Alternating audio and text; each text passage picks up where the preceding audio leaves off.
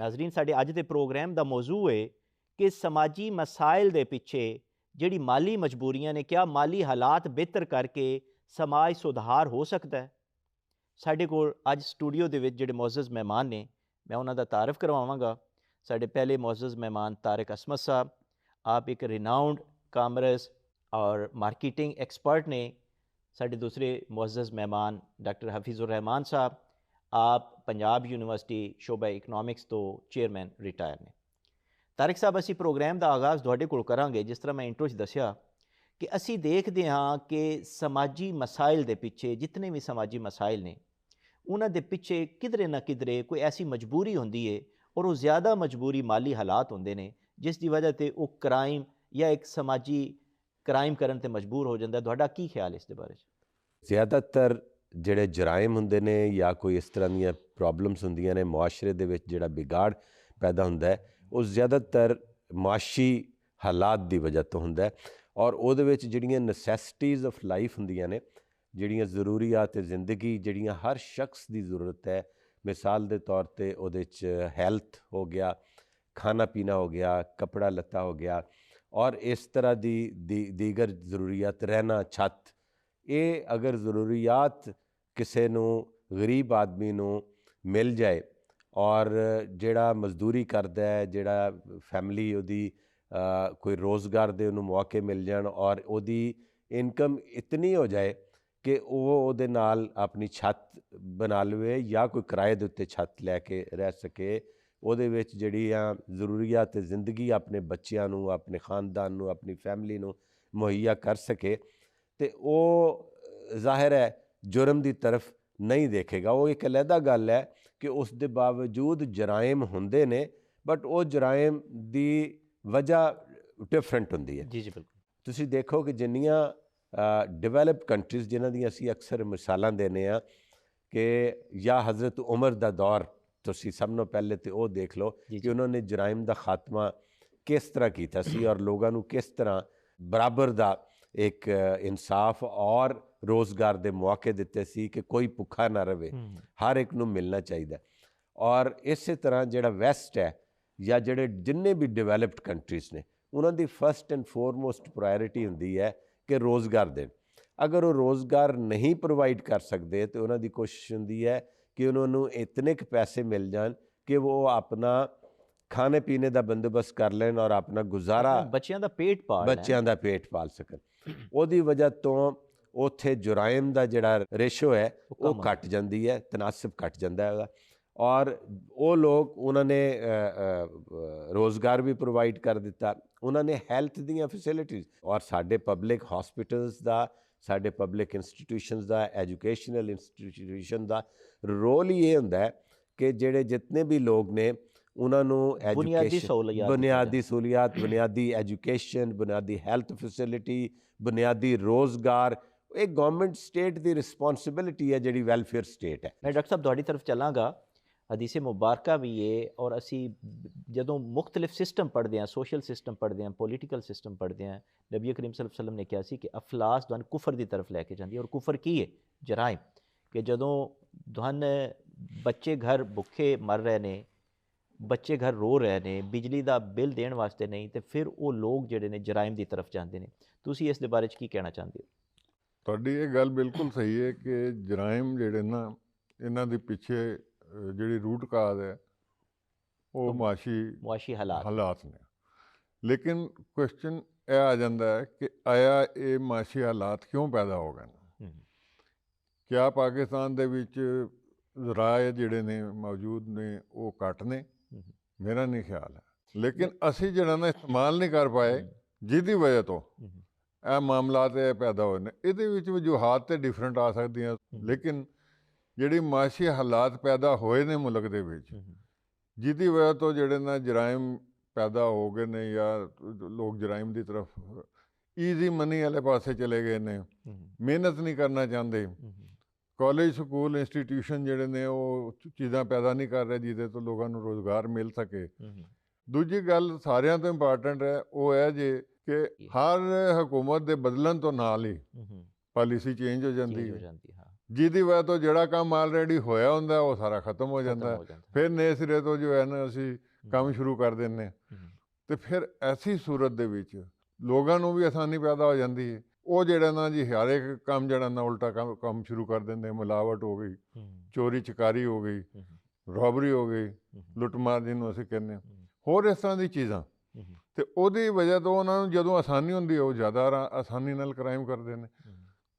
No doubt ਕਿ ਵੀ ਇਹਦੇ 'ਚ ਕੋਈ ਸ਼ੱਕ ਦੀ ਗੱਲ ਨਹੀਂ ਹੈ ਕਿ ਮਾਸ਼ੀ ਹਾਲਾਤ ਮੁਲਕ ਦੇ ਖਰਾਬ ਨੇ, ਲੇਕਿਨ ਮਾਸ਼ੀ ਹਾਲਾਤ ਖਰਾਬ ਹੋਣੇ ਦੇ ਪਿੱਛੇ ਵੀ ਉਹ ਜਿਹੜੇ ਅਵਾਮਲ ਨੇ ਉਹਦੇ 'ਚ ਸਾਨੂੰ ਇਹ ਪਤਾ ਕਰਨਾ ਚਾਹੀਦਾ ਕਿ ਉਹ ਕਿਹੜੇ ਲੋਕ ਨੇ ਜਾਂ ਕਿਹੜੇ ਸਾਡੇ ਮਾਮਲਾਤ ਨੇ ਜਿਹਦੀ ਵਜ੍ਹਾ ਤੋਂ ਇਹ ਹਾਲਾਤ ਖਰਾਬ ਨੇ। ਤਾਰਿਕ ਸਾਹਿਬ, ਮੈਂ ਤੁਹਾਡੇ ਕੋਲ ਪੁੱਛਣਾ ਚਾਹਾਂਗਾ ਕਿ ਤੁਸੀਂ ਦੱਸੋ, ਜਿਸ ਤਰ੍ਹਾਂ ਸਰ ਨੇ ਫਰਮਾਇਆ ਕਿ ਮੁਆਸ਼ੀ ਹਾਲਾਤ ਤੇ ਕੋਈ ਇਹਦੇ ਸ਼ੱਕ ਨਹੀਂ ਹੈ ਖਰਾਬ ਨੇ, ਮੋਟੇ ਚੰਦ ਅਵਾਮਲ ਕਿ ਸਾਡੇ ਜਿਸ ਤਰ੍ਹਾਂ ਤੁਸੀਂ ਪਹਿਲੇ ਫਰਮਾ ਰਹੇ ਸੀ ਓਵਰ ਪਾਪੂਲੇਸ਼ਨ, ਉਹ ਕਿਹੜੇ ਅਵਾਮਲ ਨੇ ਜਿਸ ਦੀ ਵਜ੍ਹਾ ਤੋਂ ਸਾਡੇ ਮੁਆਸ਼ੀ ਹਾਲਾਤ ਬਿਹਤਰ ਨਹੀਂ ਹੈ ਔਰ ਉਹਨਾਂ 'ਤੇ ਕੰਟਰੋਲ ਕਰਕੇ ਮੁਆਸ਼ੀ ਹਾਲਾਤ ਬਿਹਤਰ ਹੋ ਸਕਦੇ ਨੇ?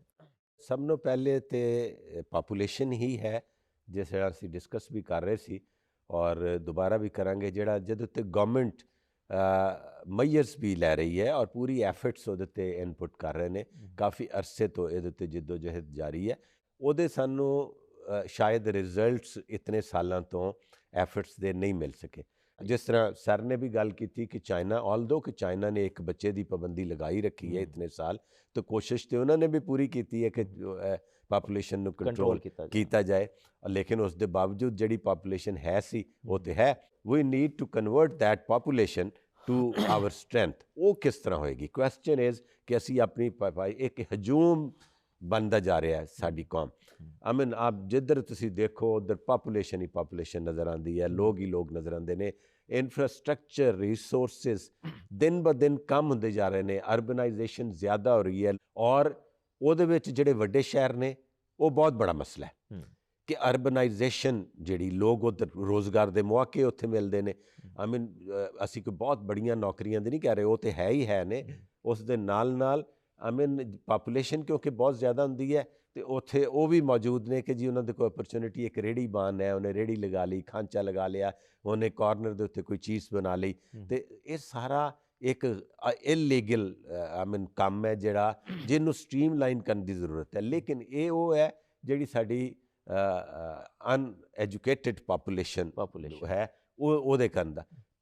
ਗਵਰਨਮੈਂਟ ਨੂੰ ਇਹ ਚਾਹੀਦਾ ਹੈ ਕਿ ਜਿਹੜੇ ਛੋਟੇ ਸਿਟੀਜ਼ ਨੇ ਉੱਥੇ ਈਕੁਅਲ ਡਿਵੈਲਪਮੈਂਟ, ਈਕੁਅਲ ਰਿਸੋਰਸਿਸ, ਐਜੂਕੇਸ਼ਨ ਦੇ ਰਿਸੋਰਸਿਸ ਉੱਥੇ ਬਿਹਤਰ ਕਰੇ, ਇਨਫਰਾਸਟਰਕਚਰ ਉੱਥੇ ਬਿਹਤਰ ਕਰਨ, ਹੈਲਥ ਫੈਸਿਲਿਟੀਜ਼ ਉੱਥੇ ਬਿਹਤਰ ਕਰਨ, ਤਾਂ ਕਿ ਅਰਬਨਾਈਜੇਸ਼ਨ ਜਿਹੜੀ ਹੈ ਉਹ ਮਿਨੀਮਮ ਉਹ ਕੰਮ ਹੋਵੇ। ਡਾਕਟਰ ਸਾਹਿਬ, ਮੈਂ ਤੁਹਾਡੇ ਕੋਲ ਪੁੱਛਣਾ ਇਹ ਚਾਹਾਂਗਾ, ਜਿਸ ਤਰ੍ਹਾਂ ਅਸੀਂ ਤਾਰਿਕ ਸਾਹਿਬ ਕੋਲ ਪੁੱਛਿਆ ਕਿ ਇਸ ਵਕਤ ਕਿਹੜੇ ਮੇਨ ਅਵਾਮਲ ਨੇ ਜਿਸ ਦੀ ਵਜ੍ਹਾ ਤੋਂ ਸਾਡੇ ਮੁਆਸ਼ੀ ਹਾਲਾਤ ਖਰਾਬ ਨੇ ਔਰ ਕਿਸ ਤਰ੍ਹਾਂ ਇਹਨਾਂ ਨੂੰ ਬਿਹਤਰ ਕੀਤਾ ਜਾ ਸਕਦਾ? ਇਹਦੀ ਸਭ ਤੋਂ ਵੱਡੀ ਵਜ੍ਹਾ ਜਿਹੜੀ ਮੇਰੇ ਧਿਆਨ 'ਚ ਆਉਂਦੀ ਨਾ ਉਹ ਹੈ ਜੇ ਕਿ ਅਸੀਂ ਕੋਈ ਆਪਣੀ ਡੈਸਟੀਨੇਸ਼ਨ ਨਹੀਂ ਮੁਕਰਰ ਕਰ ਸਕੇ।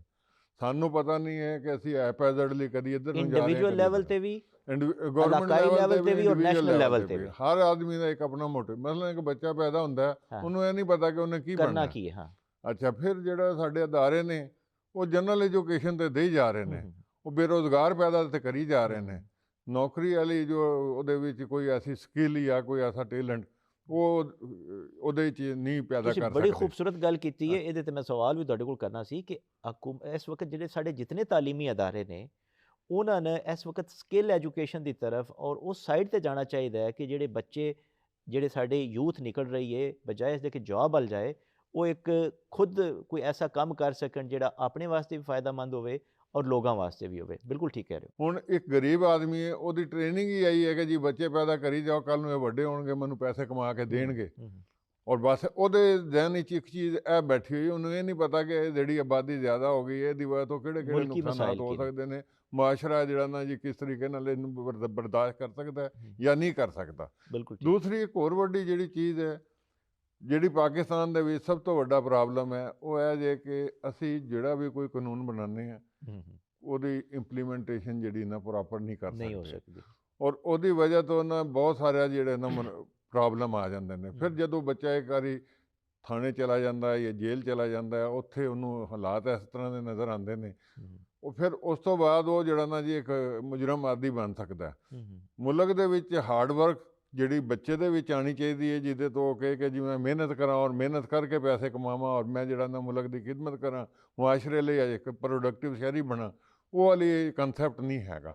ਉਹ ਸਿਰਫ ਈਜ਼ੀ ਮਨੀ ਵਾਲੇ ਪਾਸੇ ਜਾਂਦਾ ਹੈ। ਉਹ ਕਹਿੰਦਾ ਕਿ ਕਿਸ ਤਰੀਕੇ ਨਾਲ ਮੈਂ ਜਲਦੀ ਤੋਂ ਜਲਦੀ ਸ਼ਾਰਟਕਟ ਲਾ ਕੇ ਜਿਹੜਾ ਨਾ ਅਮੀਰ ਹੋ ਜਾ, ਜਿਹੜਾ ਕਿ ਇਹ ਇੱਕ ਅਜੀਬ ਕਿਸਮ ਦਾ ਸਮਾਜੀ ਮਸਾਇਲ ਦਾ ਇੱਕ ਵਜ੍ਹਾ ਬਣਦਾ ਹੈ। ਗੌਰਮੈਂਟ ਨੂੰ ਚਾਹੀਦਾ ਹੈ ਕਿ ਇਸ ਤਰ੍ਹਾਂ ਦੀ ਚੀਜ਼ਾਂ ਪੈਦਾ ਕਰੇ ਕਿ ਬੱਚਿਆਂ ਨੂੰ ਛੋਟੇ ਛੋਟੇ ਸਕਿੱਲ ਮੁਖਤਲਿਫ ਲੈਵਲ 'ਤੇ ਮੈਟ੍ਰਿਕ ਤੋਂ ਬਾਅਦ, FA ਤੋਂ ਬਾਅਦ, BA ਤੋਂ ਬਾਅਦ ਉਹ ਦੇਣ, ਤਾਂ ਕਿ ਉਹ ਪ੍ਰੋਡਕਟਿਵ ਸ਼ਹਿਰੀ ਬਣੇ, ਉਹ ਆਪਣਾ ਕੰਮ ਕਰੇ, ਕਿਉਂ ਕਿਸੇ 'ਤੇ ਡਿਪੈਂਡ ਕਰੇ। ਆਪਣੇ ਜਿਹੜੀ ਵੀ ਉਹਨੂੰ ਅੱਲਾਹ ਤਾਲਾ ਨੇ ਸਲਾਹਿਤਾਂ ਦਿੱਤੀਆਂ ਨੇ ਉਹਨਾਂ ਨੂੰ ਪ੍ਰੋਡਕਟਿਵ ਯੂਜ਼ ਕਰੇ। ਚਾਈਨਾ ਮਾਡਲ ਦੇ ਉੱਤੇ ਹਰ ਬੰਦੇ ਨੂੰ ਕੁਝ ਨਾ ਕੁਝ ਸਿਖਾ ਦਿੱਤਾ ਜਾਏ। ਹਾਂ, ਕੁਛ ਨਾ ਕੁਛ ਥੋੜ੍ਹਾ ਥੋੜ੍ਹਾ ਉਹਨੂੰ ਆਉਣਾ ਚਾਹੀਦਾ ਕਿ ਅਗਰ ਫਰਜ਼ ਕਰੋ ਨੌਕਰੀ ਹਰ ਇੱਕ ਨੂੰ ਗੌਰਮੈਂਟ ਨੌਕਰੀ ਨਹੀਂ ਦੇ ਸਕਦੀ, ਇਹ ਸਾਰਿਆਂ ਨੂੰ ਪਤਾ। ਲੇਕਿਨ ਅਗਰ ਉਹਦੇ ਕੋਲ ਕੋਈ ਐਸੀ ਸਕਿੱਲ ਹੋਏ ਜਿਸ ਨੂੰ ਉਹ ਯੂਟੀਲਾਈਜ਼ ਕਰਕੇ ਬਾਹਰ ਦੇ ਮੁਲਕ ਚਲਾ ਜਾਂਦਾ ਹੈ, ਮੁਲਕ ਵਾਸਤੇ ਜ਼ਰੀ ਮੁਬਾਦਲਾ ਕਮਾਏਗਾ। ਅਗਰ ਉਹ ਆਪਣਾ ਇੱਥੇ ਖੁਦ ਕੰਮ ਕਰਦਾ ਹੈ, ਅੱਛਾ ਪ੍ਰੋਡਕਟਿਵ ਸ਼ਹਿਰੀ ਬਣੇਗਾ, ਮਾਸ਼ਰੇ ਦੀ ਵੀ ਖਿਦਮਤ ਹੋਏਗੀ, ਗੌਰਮੈਂਟ ਨੂੰ ਵੀ ਟੈਕਸ ਦੇਗਾ।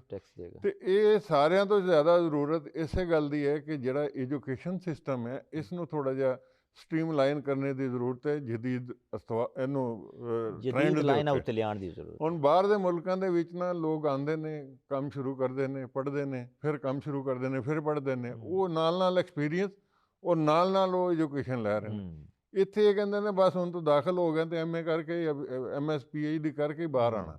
ਇਹ ਵਾਲਾ ਕੰਸੈਪਟ ਵੀ ਖਤਮ ਹੋਣਾ ਚਾਹੀਦਾ। ਇੱਥੇ ਥੋੜ੍ਹਾ ਜਿਹਾ ਐਸਾ ਕਿ ਅਗਰ ਕੋਈ ਬੱਚਾ BA ਤੋਂ ਬਾਅਦ ਕੋਈ ਜੌਬ ਕਰਦਾ ਹੈ, 4-6 ਸਾਲ ਉਹ ਐਕਸਪੀਰੀਅੰਸ ਗੇਨ ਕਰਦਾ ਹੈ, ਫਿਰ ਉਹ ਦੁਬਾਰਾ ਪੜ੍ਹਨਾ ਚਾਹੇ ਤਾਂ ਉਹਦੇ ਲਈ ਆਸਾਨੀਆਂ ਪੈਦਾ ਕਰ, ਕੋਈ ਐਸੇ ਮਾਡਲ ਬਣਾਏ ਜਾਣ ਜਿਹੜੇ ਉਹਨਾਂ ਨੂੰ ਅੱਗੇ ਲਿਆਏ ਜਾਣ, ਕੰਟੀਨਿਊਸ ਸਟੱਡੀ ਅੱਗੇ ਉਹ ਕਰ ਸਕੇ ਆਪਣੀ ਜੋ ਵੀ ਕੁਛ ਤਰੀਕਾ ਹੈ। ਦੂਸਰੀ ਜਿਹੜੀ ਸਭ ਤੋਂ ਇੰਪਾਰਟੈਂਟ ਚੀਜ਼ ਜਿਹੜੀ ਮੈਂ ਸਮਝਦਾ ਕਿ ਅਗਰ ਅਸੀਂ ਕਰਨਾ, ਸਾਨੂੰ ਇਹ ਚੀਜ਼ ਹੈ ਕਿ ਇੱਕ ਪਲਾਨ ਕਰਨ ਕਿ ਇਹ ਸਾਡੀ ਡੈਸਟੀਨੇਸ਼ਨ ਹੈ, ਅਸੀਂ ਇੱਥੇ ਪਹੁੰਚਣਾ ਹੈ, ਇਹ ਪਹੁੰਚਣ ਦੇ ਸਾਡੇ ਇਹ ਰਸਤੇ ਨੇ ਜਿਨ੍ਹਾਂ ਨੂੰ ਅਸੀਂ ਯੂਟੀਲਾਈਜ਼ ਕਰਨਾ। ਤਾਰਿਕ ਸਾਹਿਬ, ਮੈਂ ਤੁਹਾਡੇ ਕੋਲ ਪੁੱਛਣਾ ਚਾਹਾਂਗਾ ਕਿ ਅਸੀਂ ਕਿਸ ਤਰ੍ਹਾਂ ਗਵਰਨਮੈਂਟ ਨੂੰ ਵੀ ਇੱਕ ਸਾਈਡ 'ਤੇ ਕਰ ਦਿਓ, ਇੰਡੀਵਿਜੂਅਲ ਖੁਦ ਆਪਣੀ ਐਫਰਟ ਦੇ ਨਾਲ ਔਰ ਸਮਾਜ ਸੁਧਾਰ ਤਨਜ਼ੀਮਾਂ ਆਪਣੀ ਐਫਰਟ ਦੇ ਨਾਲ ਕਿਸ ਤਰ੍ਹਾਂ ਇਸ ਦਲਦਲ 'ਚੋਂ ਅਸੀਂ ਨਿਕਲ ਸਕਦੇ ਹਾਂ, ਜਿਹੜੀ ਗੁਰਬਤ, ਬੇਰੁਜ਼ਗਾਰੀ ਔਰ ਮਹਿੰਗਾਈ ਦੀ ਦਲਦਲ 'ਚੋਂ ਅਸੀਂ ਫਸ ਚੁੱਕੇ ਹਾਂ।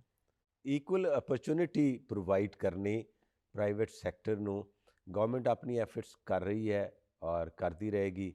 ਉਹਦੇ ਵਿੱਚ ਉਹਨਾਂ ਨੂੰ ਇਨਕਰੇਜ ਕਰਨਾ ਚਾਹੀਦਾ ਹੈ ਪ੍ਰਾਈਵੇਟ ਸੈਕਟਰ ਨੂੰ, ਔਰ ਆਮ ਜਿਹੜੀਆਂ ਤਨਜ਼ੀਮਾਂ ਨੇ, ਸਮਾਜ ਸੁਧਾਰ ਤਨਜ਼ੀਮਾਂ ਨੇ, ਉਹ ਅੱਗੇ ਆਉਣ, ਆਪਣਾ ਕੰਟਰੀਬਿਊਟ ਕਰਨ। ਅਤੇ ਪ੍ਰਾਈਵੇਟ ਸੈਕਟਰ ਸਾਡੇ ਇੱਥੇ ਕਾਫੀ ਅੱਛਾ ਕੰਮ ਕਰ ਰਿਹਾ, ਜਿਹੜਾ ਕਿ ਪਹਿਲੇ ਨਹੀਂ ਸੀ ਹੁੰਦਾ, ਬਟ ਹੁਣ ਕਾਫੀ ਜ਼ਿਆਦਾ ਪੁਰਾਣੇ ਤੇ ਅਸੀਂ ਸਾਡੀ ਸਮਾਜ ਸੁਧਾਰ ਤਨਜ਼ੀਮਾਂ ਆਪਣੀ ਆਪਣੀ ਜਗ੍ਹਾ 'ਤੇ ਕੋਈ ਰਾਸ਼ਨ ਦੇ ਰਹੀ ਹੈ, ਕੋਈ ਕੱਪੜੇ ਦੇ ਰਹੀ ਹੈ, ਕਿਆ ਉਹਨਾਂ ਸਾਰਿਆਂ ਨੂੰ ਇਸ ਵਕਤ ਫੋਕਸ ਇਸ ਚੀਜ਼ 'ਤੇ ਕਰਨਾ ਚਾਹੀਦਾ ਸਕਿੱਲ ਨਾਲ ਕਿ ਲੋਕਾਂ ਨੂੰ ਖਾਣਾ ਨਾ ਦੇਣ, ਉਹਨਾਂ ਨੂੰ ਖਾਣਾ ਕਮਾਉਣ ਸਿਖਾਉਣ? ਤੁਸੀਂ ਇਸ ਦੇ ਬਾਰੇ 'ਚ ਕੀ ਕਹਿੰਦੇ ਹੋ? ਸਰ, ਇਹਦੇ ਵਿੱਚ ਮੈਂ ਇੱਕ ਬੜੀ ਹੀ ਇੰਪੋਰਟੈਂਟ ਗੱਲ ਕਰਨਾ ਚਾਹ ਰਿਹਾ।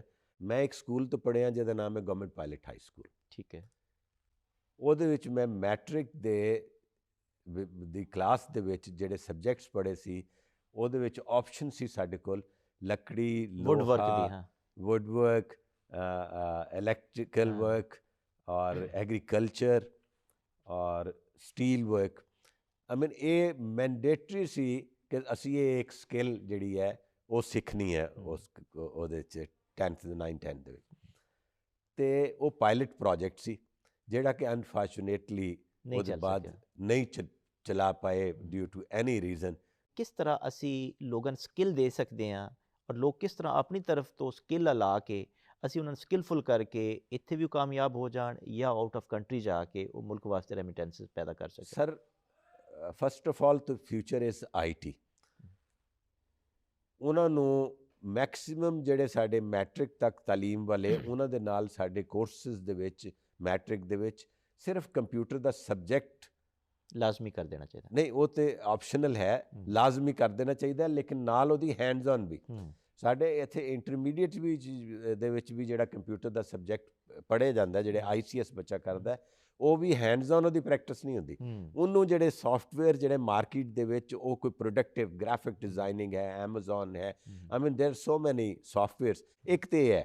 ਉਸ ਤੋਂ ਇਲਾਵਾ ਦੂਸਰਾ ਜਿਹੜਾ ਹੈ, ਉਹ ਜਿਹੜੀ ਸਾਡੀ ਲੇਬਰ ਕਲਾਸ ਹੈ ਜਾਂ ਜਿਹੜੀ ਦੂਸਰੇ ਲੋਕ ਨੇ ਜਿਨ੍ਹਾਂ ਦੇ ਕੋਲ ਐਜੂਕੇਸ਼ਨ ਇਤਨੀ ਨਹੀਂ ਹੈ, ਉਹਨਾਂ ਨੂੰ ਸਾਨੂੰ ਇਹ ਸਾਰੀ ਸਕਿੱਲਸ ਜਿਹੜੀਆਂ ਨੇ ਦੂਸਰੀਆਂ, ਜਿਸ ਤਰ੍ਹਾਂ ਪਬਲਿਕ ਹੈਲਥ ਦੇ ਵਿੱਚ ਹੈ, ਉਹਦੇ 'ਚ ਬਾਹਰ ਬਹੁਤ ਡਿਮਾਂਡ ਹੈ ਸਾਡੇ ਉਹ ਸਕਿੱਲ ਲੈ public health, allied health yes, allied health is very important subject. Allied health ਦੀ ਸਕਿੱਲ ਲੈ ਲੈ, nursing is I mean major, ਪੂਰੀ ਦੁਨੀਆ 'ਚ ਬਹੁਤ ਜ਼ਿਆਦਾ ਜ਼ਰੂਰਤ ਹੈ ਨਰਸਿੰਗ ਦੀ, ਬਹੁਤ ਜ਼ਿਆਦਾ ਜ਼ਰੂਰਤ ਹੈ, ਉਹ ਲੈ ਲੈਣ। ਤੇ ਜਿਹੜੇ ਕੁਝ ਲੋਕ ਕਹਿੰਦੇ ਨੇ ਜੀ ਬ੍ਰੇਨ ਡਰੇਨ, ਸਾਡੇ ਕੋਲ ਤੇ ਇਹੀ ਪਾਪੂਲੇਸ਼ਨ ਹੈ ਜਿਹਨੂੰ ਅਸੀਂ ਪੋਜ਼ਿਟਿਵ ਕਨਵਰਟ ਕਰਨਾ। ਅਸੀਂ ਪਾਪੂਲੇਸ਼ਨ ਐਕਸਪੋਰਟ ਕਰਕੇ ਫੋਰਨ ਐਕਸਚੇਂਜ ਲੈ ਸਕਦੇ, ਅਨਲੈਸ ਐਂਡ ਅੰਟਿਲ ਸਾਡੇ ਕੋਲ ਫੋਰਨ ਐਕਸਚੇਂਜ ਸਰਪਲਸ ਨਹੀਂ ਹੁੰਦਾ ਤੇ ਅਸੀਂ ਠੀਕ ਨਹੀਂ ਹੋਊਗਾ। ਗਵਰਨਮੈਂਟ ਨੂੰ ਸਟਰੋਂਗ ਕਰਨਾ ਹੈ ਅਸੀਂ, ਗਵਰਨਮੈਂਟ ਦੀ ਫੰਡਿੰਗ ਉਹਦੇ ਕੋਲ ਇੰਨੇ ਰਿਜ਼ਰਵਸ ਹੋ ਜਾਣ ਕਿ ਉਹ ਫਿਰ ਡਿਵੈਲਪਮੈਂਟ ਦੇ ਪ੍ਰੋਜੈਕਟਸ ਜਿਹੜੇ ਨੇ ਆਸਾਨੀ ਨਾਲ ਕਰ ਲੈਣ। ਤੇ ਇਸ ਤਰ੍ਹਾਂ ਦੀ ਟ੍ਰੇਨਿੰਗਸ ਇਮੀਡੀਏਟਲੀ ਐਜੂਕੇਸ਼ਨ ਦੇ, ਔਰ ਇਹ ਕੋਈ ਡਿਫਿਕਲਟ ਨਹੀਂ ਹੈ, ਪਹਿਲੇ ਹੁੰਦੀਆਂ ਰਹੀਆਂ ਨੇ, ਗਵਰਨਮੈਂਟ ਫੌਰਨ ਇਹਨੂੰ ਇੰਪਲੀਮੈਂਟ ਕਰ ਸਕਦੀ ਹੈ in all the schools and colleges at intermediate level. ਔਰ ਉਹਦੇ ਬਾਅਦ ਉਹ ਬੱਚੇ ਨੂੰ ਕੰਮ ਕਰਨਾ ਚਾਹੀਦਾ, ਕੰਟਰੀਬਿਊਟਰੀ ਆਈ ਮੀਨ ਸਿਟੀਜ਼ਨ ਹੋਣਾ ਚਾਹੀਦਾ, ਨਾਟ ਓਨਲੀ ਕਿ ਉਹ ਕੋਈ ਸਟਾਈਪੈਂਡ ਦੇ ਉੱਤੇ ਕੰਮ ਕਰ ਰਹੇ ਹੋ, ਬਲਕਿ ਉਹਨੂੰ ਇੱਕ ਕਮਾਊ ਪੂਤ ਹੋਣਾ ਚਾਹੀਦਾ, ਪੈਸੇ ਕਮਾਉਣ ਵਾਲਾ ਬੱਚਾ ਹੋਣਾ ਚਾਹੀਦਾ। ਔਰ ਉਹਦੇ ਨਾਲ ਨਾਲ ਉਹ ਆਪਣੀ ਐਜੂਕੇਸ਼ਨ, ਹੁਣ ਉਹ ਦੌਰ ਨਹੀਂ ਰਹਿ ਗਿਆ ਕਿ ਡਿਗਰੀ ਕਰ ਲਓ, ਜਿਸ ਤਰ੍ਹਾਂ ਸਰ ਨੇ ਕਿਹਾ ਕਿ ਜੀ ਉਹ ਮਾਸਟਰਸ ਕਰ ਲਓ, PhD ਕਰ ਲਓ ਔਰ ਵਾਲਦਨ ਦੇ ਪੈਸੇ ਦਿੱਤੇ, ਨੋ ਮੋਰ, ਇਟ ਇਜ਼ ਨਾਟ ਰਿਕੁਆਇਰਡ। ਬਿਲਕੁਲ ਠੀਕ। ਡਾਕਟਰ ਸਾਹਿਬ, ਮੈਂ ਤੁਹਾਡੇ ਕੋਲ ਪੁੱਛਣਾ ਚਾਹਾਂਗਾ, ਤੁਸੀਂ ਖੁਦ ਇਹ ਪੁਆਇੰਟ ਆਊਟ ਕੀਤਾ ਹੈ ਕਿ ਇਸ ਵਕਤ ਸਾਡੀਆਂ ਯੂਨੀਵਰਸਿਟੀਆਂ ਨੂੰ ਅਗਰ ਰੀਸ਼ੇਪ ਕੀਤਾ ਜਾਏ, ਰੀਫਾਰਮ ਕੀਤਾ ਜਾਏ ਔਰ ਉਹਨਾਂ ਨੂੰ ਮਾਡਰਨ ਟ੍ਰੈਂਡ 'ਤੇ ਸੈੱਟ ਕੀਤਾ ਜਾਏ, ਇੱਕ ਤਾਂ ਉਹ ਆਪਣਾ ਬਜਟ ਖੁਦ ਉਠਾ ਸਕਦੀਆਂ ਨੇ, ਇਕਨੋਮਿਕਲੀ ਉਹਨਾਂ ਨੇ ਆਟੋਨੋਮਸ ਕੀਤਾ ਜਾਏ ਕਿ ਤੁਸੀਂ ਆਪਣਾ ਬਜਟ ਖੁਦ ਪ੍ਰੋਡਿਊਸ ਕਰਨਾ, ਔਰ ਅੱਜ ਦੇ ਜਦੀਦ ਤਰੀਨ ਸਬਜੈਕਟਸ ਨੂੰ ਤੁਸੀਂ ਪਕੜੋ ਔਰ ਬੱਚਿਆਂ ਨੂੰ ਸਕਿੱਲ ਦਿਓ ਤਾਂ ਕਿ ਤੁਸੀਂ ਆਪਣਾ ਵੀ ਬਜਟ ਔਰ ਮੁਲਕ ਵਾਸਤੇ ਵੀ ਉਹ ਸ਼ਹਿਰ ਜਿਹੜੇ ਨੇ ਫਰੂਟਫੁਲ ਹੋਣ। ਤੁਸੀਂ ਇਸ ਦੇ ਬਾਰੇ 'ਚ ਕੀ ਸਜੈਸ਼ਨ ਦਿੰਦੇ ਹੋ ਕਿ ਯੂਨੀਵਰਸਿਟੀਆਂ ਵਿੱਚ ਕੀ ਚੇਂਜ ਆਉਣੀ ਚਾਹੀਦੀ ਹੈ ਇਸ ਵਕਤ? ਅਸਲ ਜਿਹੜਾ ਅੱਜ ਕੱਲ੍ਹ ਸਾਡਾ ਸਿਸਟਮ ਚੱਲ ਰਿਹਾ ਹੈ ਮੁਲਕ ਦੇ ਵਿੱਚ ਐਜੂਕੇਸ਼ਨ ਦਾ, ਇਹਦੇ ਵਿੱਚ ਨਾ ਬੜੇ ਸਟੈਗਨੈਂਟ ਕਿਸਮ ਦੀ ਜਾਂ ਸਲੋ ਜਿਹੜੀ ਹੈ ਨਾ ਚੇਂਜ ਲਿਆਉਂਦੇ ਨੇ। ਤਬਦੀਲੀ ਬੜੀ ਸਲੋ ਹੈ। ਜ਼ਰੂਰਤ ਇਸ ਗੱਲ ਦੀ ਹੈ ਕਿ ਮਾਡਰਨ ਟ੍ਰੈਂਡ ਦੇ ਉੱਤੇ ਆਪਣਾ ਐਜੂਕੇਸ਼ਨ ਸਿਸਟਮ ਨੂੰ ਡਿਵੈਲਪ ਕਰਨਾ। ਹੁਣ ਸਾਨੂੰ ਦੂਸਰੇ ਕੰਟਰੀਜ਼ ਨੂੰ ਸਟੱਡੀ ਕਰਨ ਦੀ ਬਜਾਏ ਆਪਣੇ ਮਾਹੌਲ ਦੇ ਮੁਤਾਬਕ, ਆਪਣੇ ਜ਼ਰੂਰੀਆਤ ਦੇ ਮੁਤਾਬਕ, ਜ਼ਰੂਰੀਆਤ ਔਰ ਆਪਣੇ ਮਸਾਇਲ ਨੂੰ ਮੱਦੇਨਜ਼ਰ ਰੱਖ ਕੇ ਸਿਸਟਮ ਨੂੰ ਬਣਾਉਣਾ ਚਾਹੀਦਾ। ਅਸੀਂ ਗੱਲਾਂ ਤਾਂ ਕਰਦੇ ਹਾਂ ਐਕਸਫੋਰਡ ਯੂਨੀਵਰਸਿਟੀ ਤੇ ਕੈਂਬਰਿਜ ਯੂਨੀਵਰਸਿਟੀ ਦੀ, ਲੇਕਿਨ ਜਿਹੜੇ ਉਹਨਾਂ ਦੇ ਫੰਡ ਨੇ ਜਾਂ ਜਿਹੜੇ ਉਹਨਾਂ ਨੂੰ ਸਪੋਰਟ ਹੁੰਦੀਆਂ ਨੇ ਉਹ ਸਾਡੇ ਇੱਥੇ ਹੁੰਦੀਆਂ ਨਹੀਂ। ਅਤੇ ਸਾਡੇ ਕੋਲ ਫਿਰ ਕਿਸ ਤਰੀਕੇ ਨਾਲ ਐਕਸਪੈਕਟ ਕਰ ਸਕਦੇ ਹੋ ਤੁਸੀਂ ਕਿ ਜਿਹੜਾ ਕੰਮ ਉਹ 1 ਲੱਖ ਰੁਪਏ 'ਚ ਕਰ ਰਹੇ ਤੁਸੀਂ 5000 'ਚ ਕਰਕੇ ਦਿਖਾਓ? ਇਹ ਬੜਾ ਮੁਸ਼ਕਲ ਹੈ। ਇਸ ਲਈ ਸਾਨੂੰ ਆਪਣੇ ਜਿਹੜੇ ਵੀ ਸਾਡੇ ਹੈ ਮਸਾਇਲ, ਸਾਡਾ ਜਿਹੜਾ ਮਸਾਇਲ ਹੈ ਮੌਜੂਦ, ਜਿਹੜੇ ਸਾਡੇ ਮੁਲਕ ਦੇ ਮਸਾਇਲ ਨੇ, ਜਿਹੜੀ ਸਾਡੇ ਮੁਲਕ ਦੀ ਜ਼ਰੂਰੀਆਤ ਨੇ, ਇਹਨਾਂ ਨੂੰ ਸਾਹਮਣੇ ਰੱਖ ਕੇ ਕੋਈ ਐਸਾ ਲੌਂਗ ਟਰਮ ਪਲਾਨ ਕਰਨਾ ਚਾਹੀਦਾ, ਜਿਹੜਾ ਮੈਂ ਲਫ਼ਜ਼ ਇਸਤੇਮਾਲ ਕਰਾਂਗਾ ਲੌਂਗ ਟਰਮ ਪਲੈਨਿੰਗ। ਇਹ ਜ਼ਰੂਰਤ ਹੈ ਐਜੂਕੇਸ਼ਨ ਸਿਸਟਮ ਵਿੱਚ। ਕਿਆ ਯੂਨੀਵਰਸਿਟੀਆਂ ਫੋਰਨ ਅਲਾਈੰਸ ਹੋਣਾ ਚਾਹੀਦਾ ਹੈ ਇੰਡਸਟਰੀ ਨਾਲ, ਐਗਰੀਕਲਚਰ ਨਾਲ, ਹੈਲਥ ਨਾਲ, ਤਾਂ ਕਿ ਉਹ ਜ਼ਰੂਰਤ ਨੂੰ ਵੀ ਪੂਰੀ ਕਰਨ ਔਰ ਜ਼ਰੂਰਤ ਦੇ ਮੁਤਾਬਿਕ ਲੋਕਾਂ ਨੂੰ ਪ੍ਰੋਡਿਊਸ ਕਰਨ? ਔਰ ਜਿਹੜੇ ਐਕਸਟਰਾ ਲੋਕ ਨੇ, ਜਿਸ ਤਰ੍ਹਾਂ ਸਰ ਕਹਿ ਰਹੇ ਸਨ ਕਿ ਨਰਸਿੰਗ ਦੀ ਜ਼ਰੂਰਤ ਇੱਥੇ ਵੀ ਬਹੁਤ ਜ਼ਿਆਦਾ ਹੈ, ਬਾਹਰ ਬਹੁਤ ਜ਼ਿਆਦਾ ਹੈ, ਪਬਲਿਕ ਹੈਲਥ ਦੀ ਜ਼ਰੂਰਤ ਇੱਥੇ ਬਹੁਤ ਜ਼ਿਆਦਾ ਹੈ, ਬਾਹਰ ਵੀ ਹੈ, ਸਾਡੇ ਕੋਲ IT ਦੀ ਜ਼ਰੂਰਤ ਇੱਥੇ ਵੀ ਬਹੁਤ ਜ਼ਿਆਦਾ ਹੈ, ਬਾਹਰ ਵੀ ਹੈ। ਕਿਆ ਯੂਨੀਵਰਸਿਟੀਆਂ ਇਹਨਾਂ ਸਬਜੈਕਟਸ ਨੂੰ ਇੱਕ ਜਰਨਲ ਪੋਲੀਟੀਕਲ ਸਾਇੰਸ, ਸੋਸ਼ੀਓਲੋਜੀ, ਇਹਨਾਂ ਚੀਜ਼ਾਂ ਤੋਂ ਹਟ ਕੇ ਮਾਡਰਨ ਟ੍ਰੈਂਡ ਔਰ ਮਾਡਰਨ ਸਬਜੈਕਟ ਲਾਉਣਾ ਚਾਹੀਦਾ ਬਿਲਕੁਲ, ਔਰ ਇੰਡਸਟਰੀ ਨਾਲ ਲਿੰਕ ਹੋਣਾ ਚਾਹੀਦਾ ਜੀ? ਇਹਦੀ ਜ਼ਰੂਰਤ ਵੀ ਹੈ। ਹੁਣ ਤੁਹਾਨੂੰ ਮੈਂ ਦੱਸਣਾ ਕਿ ਵੀ ਸਾਡੇ ਇੱਥੇ ਇੱਕ ਖਾਸ ਕਰ ਬਿਜ਼ਨਸ ਡਿਪਾਰਟਮੈਂਟ ਨੇ ਇੱਕ ਕੰਮ ਸ਼ੁਰੂ ਕੀਤਾ ਕਿ ਇੱਕ ਸਮੈਸਟਰ ਇੱਕ ਬੱਚਾ ਕਿਸੇ ਇੰਡਸਟਰੀ 'ਚ ਲਾਜ਼ਮੀ ਲਾਏਗਾ, BS ਦਾ 8ਵੇਂ ਸਮੈਸਟਰ ਦੇ ਵਿੱਚ ਜਾਂ 7ਵੇਂ ਸਮੈਸਟਰ 'ਚ ਉਹ ਇੰਡਸਟਰੀ ਨਾਲ ਜਾ ਕੇ ਲਿੰਕ ਕਰਨਗੇ ਉਹਨੂੰ। ਉਹ ਦੇਖੇਗਾ ਉੱਥੇ ਕਿ ਕੀ ਹਿਸਾਬ ਕਿਤਾਬ ਹੈ, ਕਿਸ ਤਰ੍ਹਾਂ ਦੀ ਚੀਜ਼ਾਂ ਉਹਦੇ ਵਿੱਚ ਆਉਣੀਆਂ ਚਾਹੀਦੀਆਂ ਨੇ। ਅਸੀਂ ਇੰਡਸਟਰੀਅਲਿਸਟ ਨੂੰ ਵੀ ਬੁਲਾਇਆ ਆਪਣੀ ਯੂਨੀਵਰਸਿਟੀ ਦੇ ਵਿੱਚ ਔਰ ਉਹਨਾਂ ਤੋਂ ਵੀ ਰਾਏ ਲਿੱਤੀ ਕਿ ਵੀ ਤੁਹਾਨੂੰ ਕਿਸ ਕਿਸਮ ਦਾ ਟੈਲੈਂਟ ਚਾਹੀਦਾ, ਕਿਹੜੀ ਰਿਕੁਆਇਰਮੈਂਟ ਨੇ ਤੁਹਾਡੀਆਂ, ਸਾਨੂੰ ਉਹ ਦੱਸੋ ਤਾਂ ਕਿ ਅਸੀਂ ਉਹਦੇ ਮੁਤਾਬਕ ਆਪਣਾ ਗ੍ਰੈਜੂਏਟ ਨੂੰ ਯਾਨੀ ਉੱਥੇ ਤਿਆਰ ਕਰਕੇ ਤੁਹਾਡੇ ਕੋਲ ਭੇਜੀਏ। ਉਹ ਕਿਉਂਕਿ ਉਹਨਾਂ ਦੇ ਜਿਤਨੇ ਵੀ ਇੰਡਸਟਰੀਅਲਿਸਟ ਆਏ ਨੇ ਮੈਜੋਰਟੀ ਉਹਨਾਂ ਨੇ ਇਹੋ ਹੀ ਕਿਹਾ ਕਿ ਜਨਾਬ ਤੁਸੀਂ ਜਨਰਲ ਐਜੂਕੇਸ਼ਨ ਵਾਲਾ ਦਿੰਦੇ ਹੋ, ਜਦੋਂ ਤੁਹਾਡਾ ਬੰਦਾ ਸਾਡੇ ਕੋਲ ਆਉਂਦਾ ਉਹ 4 ਲਾਈਨਾਂ ਲਿਖ ਨਹੀਂ ਸਕਦਾ। ਡਾਕਟਰ ਹਫੀਜ਼ੁਰ ਰਹਿਮਾਨ ਸਾਹਿਬ, ਬਹੁਤ ਸ਼ੁਕਰੀਆ, ਤੁਸੀਂ ਸਾਡੇ ਕੋਲ ਤਸ਼ਰੀਫ ਲਿਆਏ। ਤਾਰਿਕ ਅਸਮਤ ਸਾਹਿਬ, ਤੁਸੀਂ ਸਾਡੇ ਕੋਲ ਤਸ਼ਰੀਫ ਲਿਆਏ, ਸਾਡੇ ਨਾਜ਼ਰੀਨ ਨੂੰ ਤੁਸੀਂ ਚੰਗੀਆਂ ਗੱਲਾਂ ਦੱਸੀਆਂ, ਬਹੁਤ ਸ਼ੁਕਰੀਆ।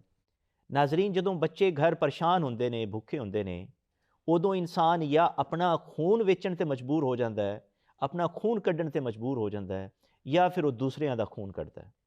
ਅਸੀਂ ਰੋਜ਼ਾਨਾ ਦੇਖਦੇ ਹਾਂ ਲੋਕ ਆਪਣੇ ਗੁਰਦੇ ਵੇਚ ਰਹੇ ਨੇ, ਜਦੋਂ ਤੱਕ ਸਮਾਜ ਦੇ ਮੁਆਸ਼ੀ ਹਾਲਾਤ ਬਿਹਤਰ ਨਹੀਂ ਹੁੰਦੇ, ਸਮਾਜੀ ਮਸਾਇਲ ਖ਼ਤਮ ਨਹੀਂ ਹੋ ਸਕਦੇ। ਅੱਜ ਜਿਸ ਤਰ੍ਹਾਂ ਸਾਡੇ ਮੁਅੱਜ਼ਜ਼ ਹਾਜ਼ਰੀਨ ਨੇ, ਮਹਿਮਾਨਾਂ ਨੇ ਦੱਸਿਆ ਹੈ ਕਿ ਮਾਡਰਨ ਟ੍ਰੈਂਡ ਆਈਡੀ ਦੀ ਤਰਫ ਜਾਣਾ ਚਾਹੀਦਾ ਹੈ, ਬਿਜ਼ਨਸ ਦੀ ਤਰਫ ਜਾਣਾ ਚਾਹੀਦਾ ਹੈ, ਤਾਂ ਕਿ ਮੁਆਸ਼ੀ ਹਾਲਾਤ ਬਿਹਤਰ ਤੋਂ ਬਿਹਤਰ ਹੋਣ।